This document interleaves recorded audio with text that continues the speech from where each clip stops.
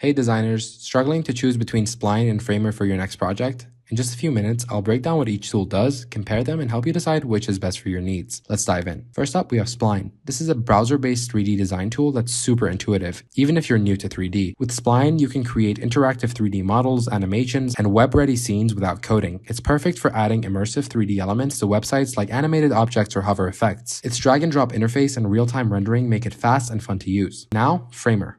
Framer is a powerful design and prototyping tool that blends visual design with website building. It's like Figma meets Webflow. You design interactive prototypes or full websites with drag and drop ease, then publish them instantly. Framer shines for creating responsive, high-fidelity web designs with animations and real-time collaboration, all without needing to code. So, how do they stack up?